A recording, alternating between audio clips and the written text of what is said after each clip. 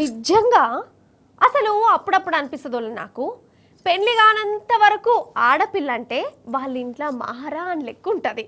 తల్లైనా తండ్రైనా బిడ్డను పువ్వులల్ల పెట్టి చూసుకుంటారు.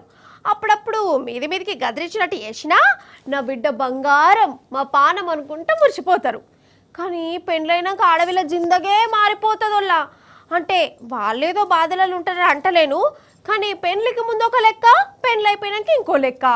ఇల్లు, సంసారం, పిల్లలు, జిమ్మెదారులు, సంపాదనలు, చుట్టాల ఫీలింగులు, పుట్టింటోళ్ళ మీద రందులు, ఇగో ఇవన్నీ నెత్తి మీద పడుతుంటాయి. ఇక ఇవి కాక కొలువులు చేసేటోళ్ళది ఇంకో కథ. ఓ దిక్కు డ్యూటీ చేయాలి, ఇంకో దిక్కు ఇల్లుని జగబెట్టాలి, ఎవ్వరికి కోపాలు రాకుండా చూసుకోవాలి. ఇట్లా సవాలచ్చా ఉంటాయి.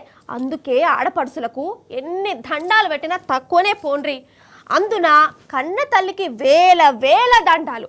ఎందుకు ఇప్పుడు ఈ జికర్ తీసిన అంటారా? అగో గీ అక్కను చూసినాక మీకు ముచ్చట చెప్పబుద్దైంది చూడురు మరి. ఈ అక్క రైల్వే పోలీసు కానిస్టేబుల్ కొలువు చేస్తుంది. రైలు స్టేషన్లల్లా ఏం ఆపత్తి రాకుండా ప్యాసింజర్లకు తక్లీఫ్లు కాకుండా చూసుకునే జిమ్మెదారి ఇవది. అసలే కుంభమేళ నడుతుందాయే, రైళ్ళన్నీ కిటకిటలాడుతున్నాయి. ఈ పోలీసులకు పని కూడా బాగానే పడ్డది. అయితే ఈ కానిస్టేబుల్ అక్కకు ఏడాది కూడా 2 పాప ఉన్నది. ఒక దిక్కు డ్యూటీ, ఇంకో దిక్కు పాపను చూసుకోవాలి.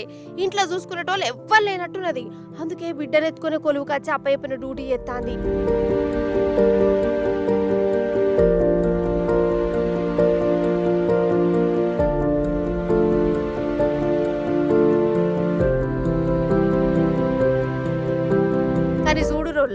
ఒక దిక్కు కుటుంబం జిమ్మెదారి, ఇంకో దిక్కు కొలువు. రెండింటిని ఒకటేసారి చేసుకుంటా ఎవరిని తక్కువ చేయకుండా అక్కడున్నోళ్ళ మనసులను గెలుచుకున్నది. అక్క ధైర్యానికి మెచ్చుకోవాల్సిందే, ఆమె పనితనానికి సెల్యూట్ చేయవలసిందే. కానీ గంత చిన్న పాపను ఎత్తుకొని రైలు స్టేషన్ల గిట్ల కొలువు చేసుడు ఎందుకు అని చాలా మందికి అనిపించిందోళ్ళ.